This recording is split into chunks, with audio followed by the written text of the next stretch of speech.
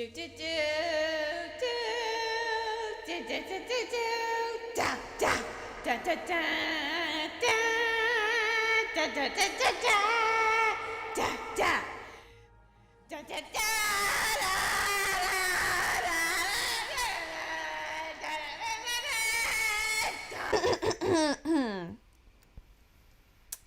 So that happened. Hey dudes, how's it going? So I'm hoping you've read the title by now, but in case you haven't, I'm just gonna spell it out for you. I'm gonna bake 3 million cookies and you're going to watch it! So let's begin. Now, this whole cookies for subscribers madness began just over a year ago when I hit 100 subs, and since then, I've been doing this for each subscriber milestone I hit. Lots has changed since 100 subs though, and every time I make this video, I try to one-up myself, if you will. Yes, it's excruciatingly painful each time, and I even said that in my last cookie extravaganza. I would only be doing this again when I hit 5 million subs, but guess who's a glutton for punishment?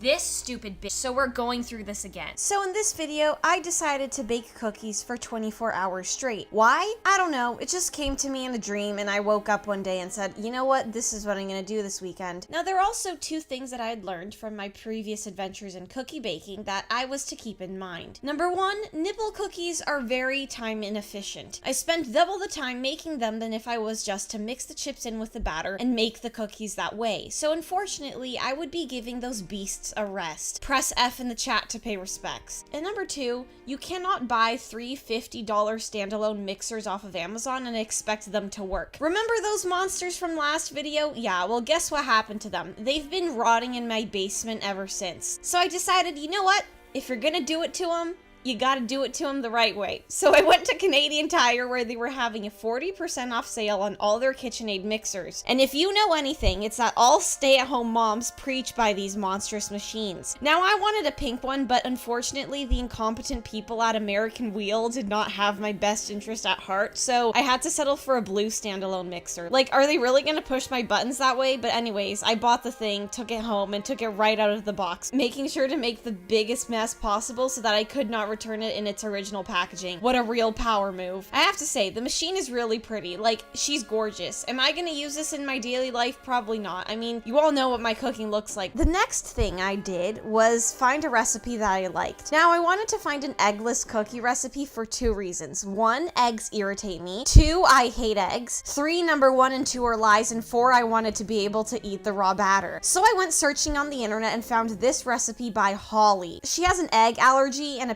Pinterest page dedicated to eggless recipes. I mean, what an icon. A Pinterest page for cooking? I don't even have a Pinterest page, period. The recipe worked for me. It essentially swapped out the egg for olive oil. Hey, I'll fall for it just as long as I don't have to use those stupid ovaries again. So now it was time to actually make those darn cookies. I woke up at 6:30 a.m. on October 19th, and my mother and I descended upon Loblaws. I'd estimated that at full speed ahead, I would be able to bake 2 batches of cookies per hour. So I had to buy 48 times the recipe. Let me run these numbers by you real quick so that you get a good picture of what we're dealing with. Number one, 24 cups of butter. Number two, 12 cups of granulated sugar. Number three, 24 cups of packed brown sugar. You ready for this?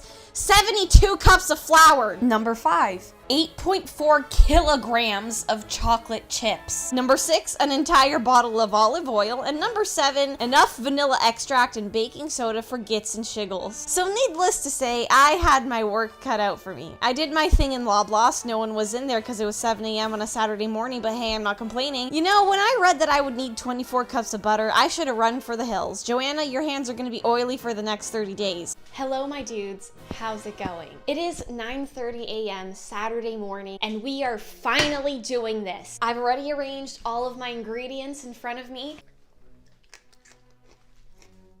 Yes, I have been eating chocolate chips for the past like 30 minutes. Now, as I've mentioned already, I'm gonna be baking for 24 hours straight. Do I think I can do it? As you can probably imagine, this million has been quite the roller coaster. Like, what the heck is even happening anymore? Oh! That shouldn't be in there. You know, I graduated from high school, I bleached my hair, I turned 18, I got nominated for a Shorty Award, and recently a Streamy Award. Thank you guys so much for that. Who wants a bite? Okay, a quarter cup of cocaine. I mean sugar. So then I started baking like a lunatic. I have to admit that this standalone mixer was probably one of the best investments of my life. She was spinning, flipping, screaming, and yelling, all while getting the job done. Some other things I should mention: olive oil by itself is vile. Bittersweet chocolate chips are a scam after you eat like 5 of them. I should have just bought 30 bags of milk chocolate chips instead. What the heck was I thinking? Oh, and this happened. I found a blonde hair in the dough, and I'm guessing it must have come from a blonde's troll because I truly have no idea where else it could have come from. And finally, I almost burned down my house. Once the first batch of cookies had been in the oven for like 5 minutes, I started smelling burning and thought to myself, what a sticky predicament I've put myself in. And found out that one of the new baking sheets I'd bought still had the little paper tag on it, and I forgot to take it off. But you know what? I'm the stupid kid who microwaves tinfoil, so this is pretty on character for me. But after that false alarm, the first batch of cookies was out of the oven. Now for this video, I decided to just dump all the cookies out on the counter and hope for the best. So I saran wrapped it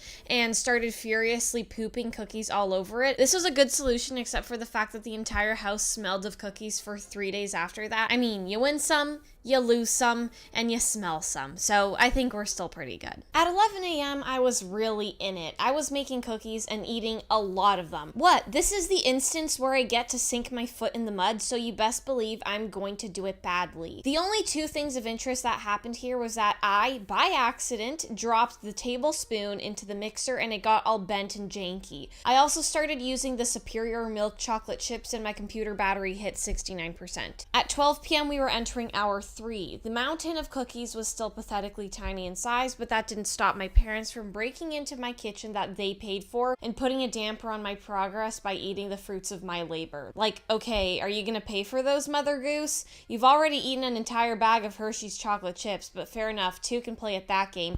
I'll eat all your avocados, just you wait. Regardless, cookies were coming out of the oven. I think it's a good time now for me to mention that for my sanity, I'm not actually going to make 3 million cookies, and if you thought that was really the case, you just called yourself a knucklehead. Let's do some quick maths here. Suppose each cookie is 1 gram, which is already a very liberally tiny cookie. If I actually ended up making 3 million cookies, that would be 3 million grams worth of cookies, or 3 tons. I would literally be here for months. I mean, Mr. Beast would probably do it, but I'm not him, so. Yeah, things were not going too well. I was beginning to hit the brick wall, made of cookies, of course. This was the deadly combination: the absurd amount of cookies I was consuming and the monotonous work that was this activity. I was feeling quite sluggish. I'm beginning to remember why I said I would never do this again. My back, it hurts. My fingers feel like they are permanently sticky, and my head is throbbing from the sheer amount of sugar I've consumed. The worst part is, I'm barely 25% of the way there, and yes, I am eating a copious amount of avocado. I feel like I need to do yoga or something. But it was in my moment of darkness that I had an idea. Honestly, it was more of an excuse, but we won't talk about it. I got up from my young adult temper tantrum, and I decided to make all the batter at once. I thought it would be more fun, but honestly, it just made me skeptical of my judgment. Whatever is left of it anyways. I still had like 30 times worth of the recipe to go through, so it was a long and winding road ahead of me. I was melting 3 sticks of butter at a time. What in the frick is wrong with me? Low-key, I was hoping it would explode in the microwave so I could milk it for more content, but unfortunately, dairy has a rough time in my GI tract, so that was out of the question. Ha ha ha ha! You are such a comedic genius! I also must have missed this, but the brown sugar I bought turned out to be a literal brick. Like, I could decapitate someone with this. It was so hard, it got me scared. Wait, that didn't sound... Then the unspeakable happened. I ran out of chocolate chips. I thought I'd done the calculations correctly, but apparently I goofed. Hard.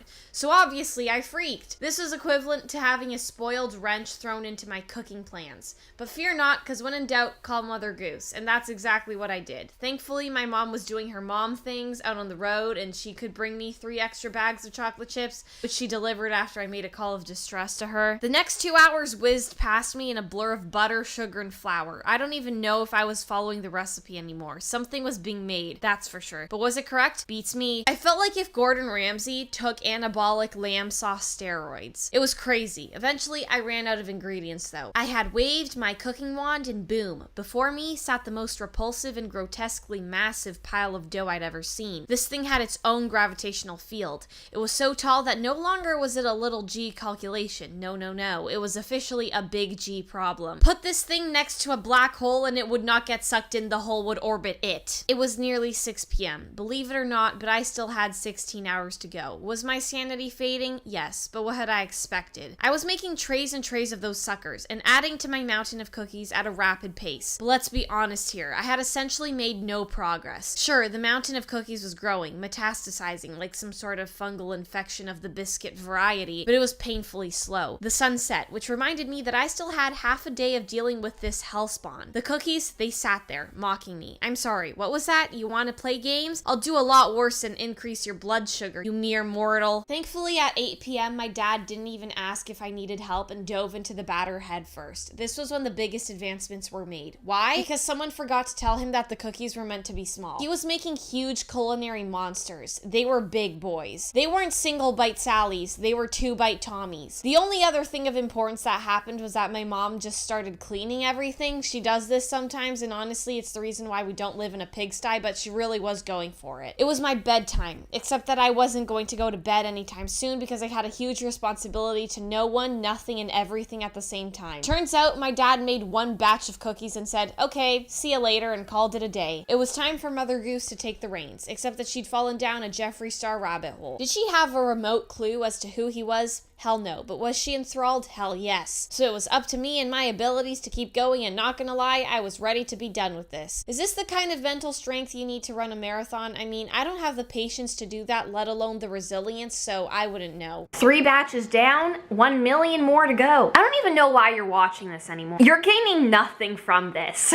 You know, my hands are oily. My glasses, I can't even see through them anymore because they're so oily. Hey. Sorry, okay. Eventually, my mother decided to step in and we tag teamed it. I'll admit this made things a whole 2% better, I'd say. We were 2 cooks out on the stove. Blood was on the baking sheet. Fire was coming out of our whisks. Not even the big bad wolf was able to knock our momentum down.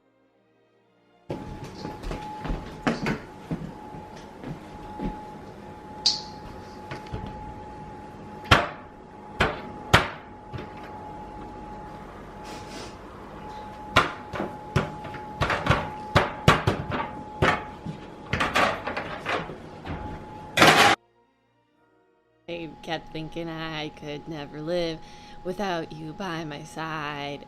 And then I spent so many nights thinking how you did me wrong. But I grew strong. I learned how to get along. And so you're back from outer space. You know, few things make me question my existence, but this always has, did, and always will. If you're wondering what happened to the cookies, I gave half to my dad, who force-fed them to his students, and the other half to Jade, who ate it with her roommates. At the end of the day, there's only one thing I want you all to take away from this. Not everything that can be done should be done, because you will end up paying dearly for it on the toilet at 4 a.m. And that's it, my dudes. If you watched this until the end, I just wanted to say thanks for sticking around, and your support means so much to me. 3 million is such a huge milestone for me, and I still can't believe that this is my platform. Thank you so much for everything. I love you, and I'll see you in the next one. Stay spunky, stay funky, and stay spicy. Toodles!